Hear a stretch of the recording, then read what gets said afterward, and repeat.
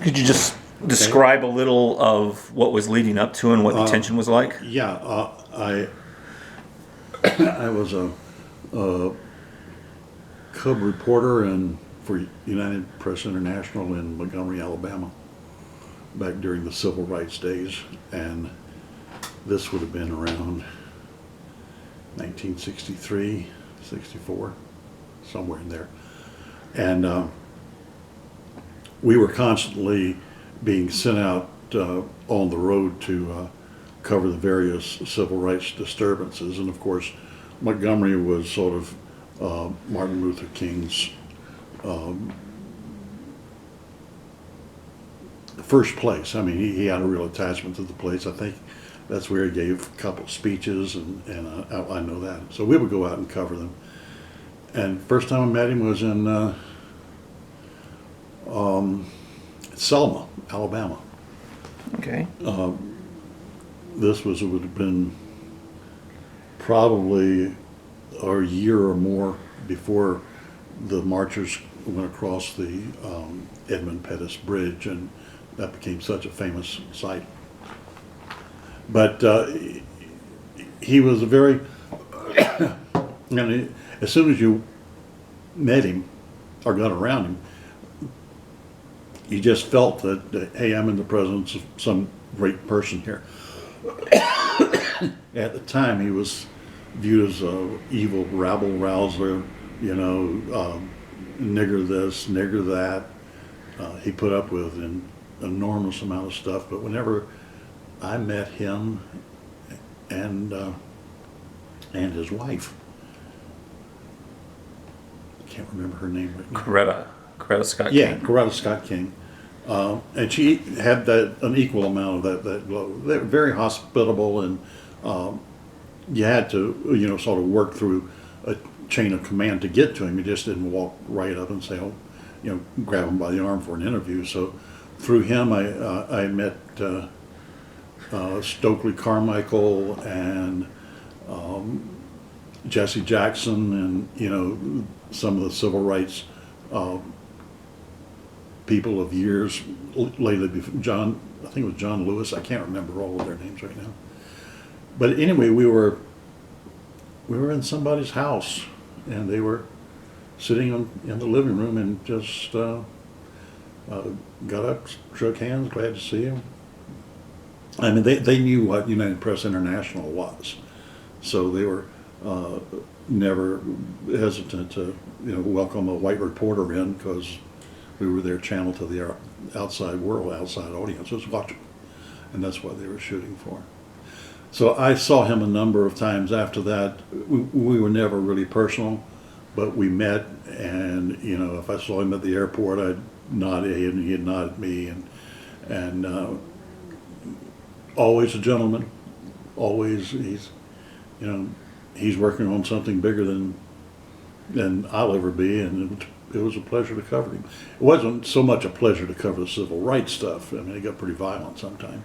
Okay. I remember right after the movie Mississippi Burning came out, you had a few things to say on that.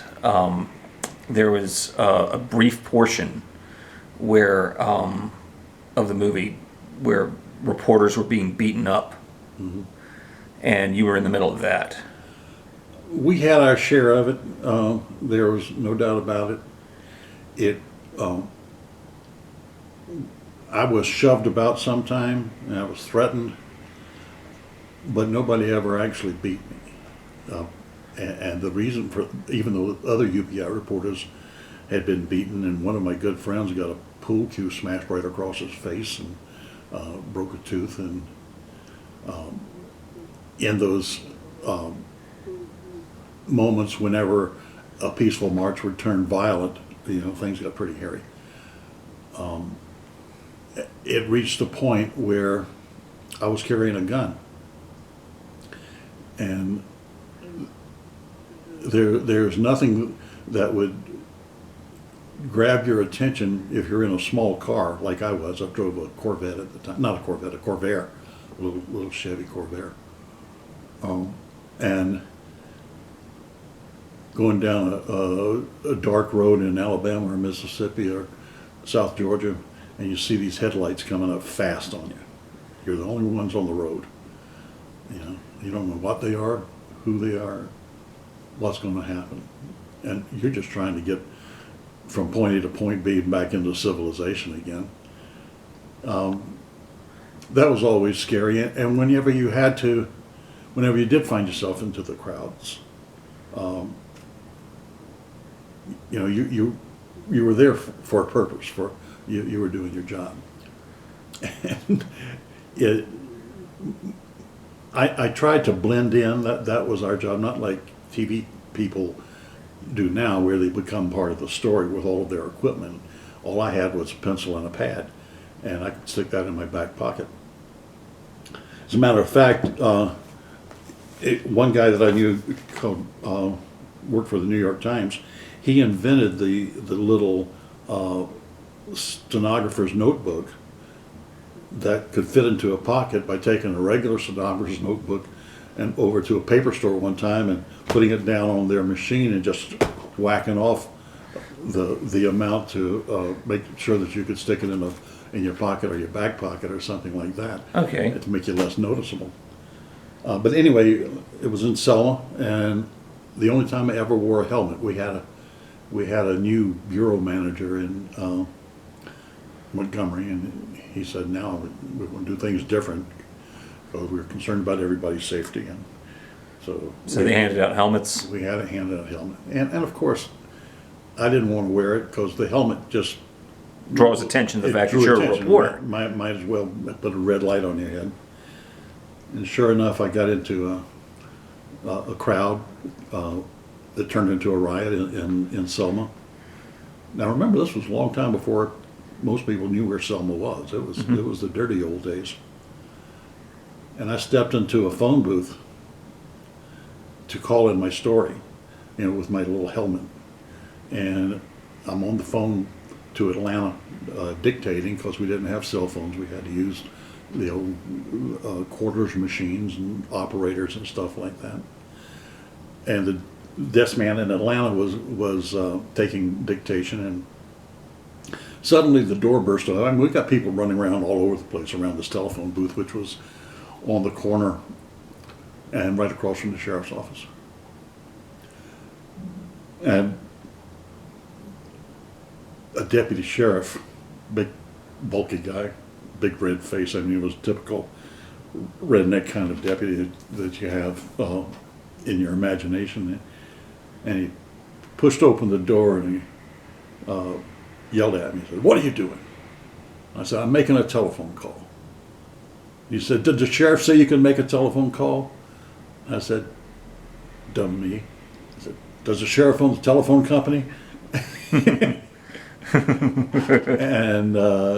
he drew back his billy club to hit me. And I punched him and shoved him. Took him by surprise because I was not nonviolent like everybody else was.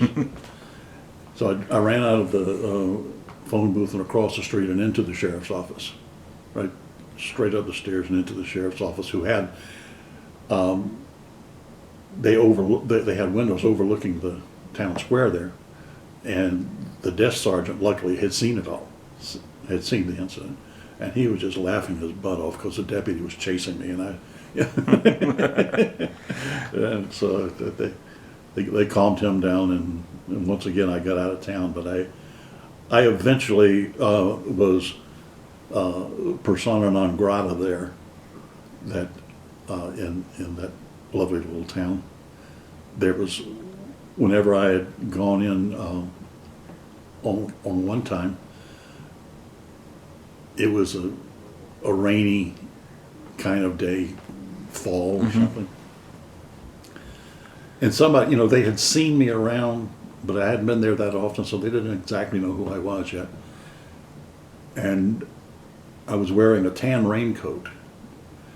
And of course, at that time, we all wore coats and ties. And I walked into the police station and said, "Let me see the arrest book." And the sergeant or the desk man said, "Who are you?" I said, "UPI." He thought I said FBI. Oh, And for the next hour, I had access to like everything that I wanted. And later on, either that day or the next day, they're setting up protection for a school bus run. I forget what the incident is, but the cops all over the place. And I'm sitting there in my little Corvair making notes, and a guy drives up to the police cars, and he's got a rifle in the back of his red pickup truck. I remember the red pickup truck. And they one of the cops broke off, and he came over to me, knocked on the window, and I rolled it down. He said, "Please don't report that. That's just old Joey, and he's bringing us some lunch, and ignore that. That's a hunting rifle in the back." And we were going to tell him not to do it anymore. And he said, "You are FBI?" I said, "No, I'm UPI." And after that, I couldn't get a break. Culmination of the story is several years later, when Sheriff Jim Clark was in a federal trial about all of that, and I was called to be a witness about what happened in a couple of the episodes. So I testified in federal court against the sheriff of Selma, Alabama. okay. Okay. I remember you commenting about the unions being brought in, or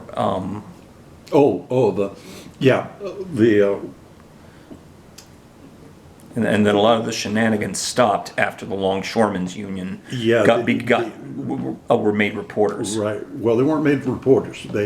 They turned them into cameramen and soundmen, so that the reporters could do their work, and instead of having wimpy guys doing the technical stuff, they'd have a couple of bruisers from New Jersey.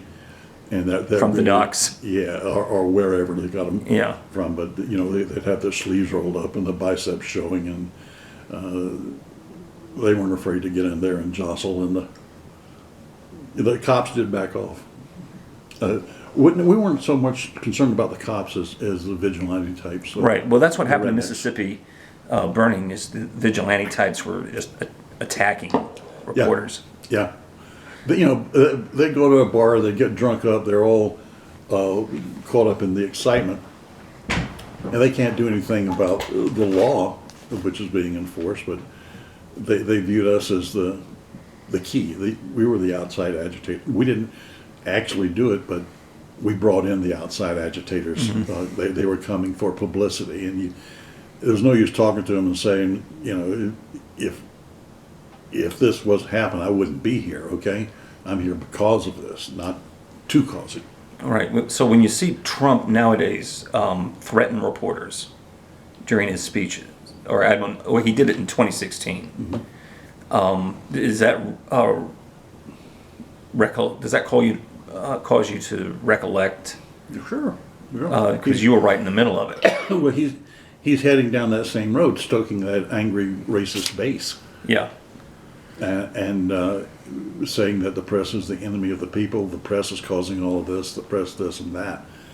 And it's a false flag that you hate the press, you can't have time, you hate America. Right. And that's been a problem my entire career. I was thought of as a not being patriotic and all that kind of stuff. Even whenever I was in, Vietnam, and later I'd be covering something, and they would shout at me that get face to face. You never served. You're just and that's like 5 years in the Air Force. Okay. Yeah. Not counting 2 years in Vietnam. But that was the job. Is in those days to try to be a fly on the wall and try to remain neutral. And report what happened, not that I was there, kind of thing. Right. So they see a way that they could be held accountable and personified, and that makes you a target. Yeah, yeah, we were targets of opportunity, so to speak. But every time you went into a situation, not only a contentious one, but even just a normal interview can, if they don't like what you're doing and ask them hard questions, they get riled up. Yeah, and the longshoremen who were working the lights and the sound weren't always there. That was a fluke. That was the one-time occurrence. Well, it became regular. Yeah, it became regular. But right at the first, I mean, the television people back in the day, they didn't know all this stuff was going on until a UPI or an AP reporter went there and wrote a story about it that they could pick up in New York or on the wires, and then suddenly they would dispatch a crew, because it was important to remember that the local newspapers didn't cover it. They did not cover this stuff. And therefore, in Alabama, we had George Wallace, pointing us out as, what is it? I like to use the word pinheads a lot. Yankee pinheads, social engineers. Now, I became friends with George Wallace because that's where I had to cover his office almost every day. And I knew why he was doing it. He wasn't aiming it at me, but he was aiming at, if we had some guy, say, from Milwaukee come in, and he's going to cover the story. Well, Wallace would beat him up pretty good, right there. And his image would spread, and later he used it to run for president. So that was all a ploy. And I actually liked George Wallace. He was a shrewd politician. He lost his first race in Alabama, ironically, because he appealed too much to black people. And after they did the autopsy of the election, he found out that most of the noses that voted were white. And he changed. And that was right as that was the demise of the Dixiecrats, that era. Yeah, he was running his own show. They had their little fiefdoms. Okay. But no matter where we went, I mean, ironically, I would be following that story for many years in different guises. Whenever I transferred to another place, that story would be there. Desegregation was the big story, and all the towns went through the same kind of and after you'd been through it a couple of times, you sort of knew what to expect with the agitators and the tough guys and the incredible workers who were willing to put up with the violence. Okay. And risk their lives. And Pretty brave people. Nowadays we have Blue Lives Matter versus Black Lives Matter. Yeah. And it has changed, but when you hear the phrase Martin Luther King Boulevard, what do you think? Well, it makes me happy, I think he deserves it. He was a national hero. The black population is what, at the time, about 10% or more of the entire population of the United States. We brought them over in slave ships, for God's sake. Yeah. They're not here voluntarily. One of the biggest things I have seen in my lifetime is the emergence of black people into a black middle class that is solid and still upwardly mobile. Back in my day, that didn't exist. Segregation. I grew up in segregation, and but it was segregation with a question mark. We had a maid that took care of us, and when she got sick, we took care of her. I remember, I guess I was in high school or something, and the busing situation came up, and your grandfather made a statement that stuck with me. He said, you know, I wouldn't want to ride in the back of the bus either. And I said, okay, here is the typical whitey admitting that the law is wrong. Yeah.